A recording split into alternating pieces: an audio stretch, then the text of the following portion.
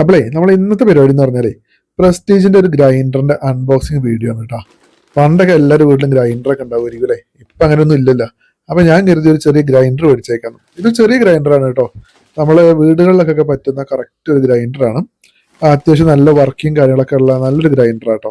കുറെ കാലമായിട്ട് ഗ്രൈൻഡർ വാങ്ങണമെന്ന് വിചാരിക്കുന്നു.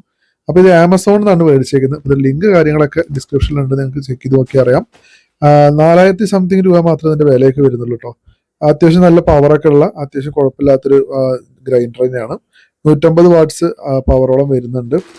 പിന്നെ ഇതില് ഗ്രൈൻഡർ മാത്രമല്ല, ഇതില് നമുക്ക് അത്യാവശ്യം എന്താ പറയാ കുഴപ്പമില്ലാതെ തേങ്ങയൊക്കെ ചിരകാൻ പറ്റും. അതുപോലെ ചപ്പാത്തിയുടെ മാവൊക്കെ ഉണ്ടല്ലോ, അതൊക്കെ നമുക്ക് കുഴച്ചെടുക്കാൻ പറ്റും. അത് നമുക്ക് എപ്പോഴും ചെറുതായിട്ട് ചെറിയ കാര്യങ്ങളൊക്കെ ഒന്നും ഉപയോഗം പറ്റിയില്ലെങ്കിലും അത്യാവശ്യം വലിയതായിട്ട് നമുക്കൊരു എന്താ പറയുക ഒരുപാട് ആൾക്കാരൊക്കെ വിരുന്നിന് വരുന്ന സമയത്ത് നമുക്കത് ഉപയോഗപ്പെടുത്താനായിട്ട് പറ്റും. അപ്പൊ അതിന്റെ ഓരോ കാര്യങ്ങളും നിങ്ങൾ കാണുന്നത് കേട്ടോ. ഇതാണ് ആ തേങ്ങ ചിരകേണ്ട ഐറ്റം വന്നിട്ട് നല്ല ഷാർപ്പോട് കൂടി നല്ല നീറ്റായിട്ടാണ് വന്നിരിക്കുന്നത് കേട്ടോ.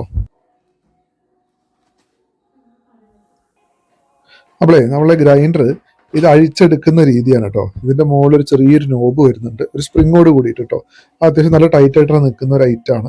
കാരണം നമ്മൾ ഈ ഗ്രൈൻഡറിന്റെ വീല് അതിന് അനങ്ങി പുറത്തേക്ക് വരാൻ പാടില്ലല്ലോ. അപ്പൊ അത് നമുക്ക് ആദ്യം അഴിച്ചെടുത്താൽ ഇതിങ്ങനെ സിമ്പിൾ ആയിട്ട് പൊക്കിയെടുക്കാം കേട്ടോ. അധികം വെയിറ്റ് ഒന്നുമില്ല. അത്യാവശ്യം നല്ല നീറ്റായിട്ടുള്ള നല്ല വർക്കോട് കൂടി ചെയ്തിട്ടുള്ള 2 സ്റ്റോൺ ആണ് വരുന്നത് കേട്ടോ. കുഴപ്പമില്ലാത്തതായിട്ടാണ് അവർ എന്തായാലും പാക്കിങ് എന്തായാലും നല്ല നീറ്റായിട്ടുള്ള പാക്കിംഗ് ആണ്.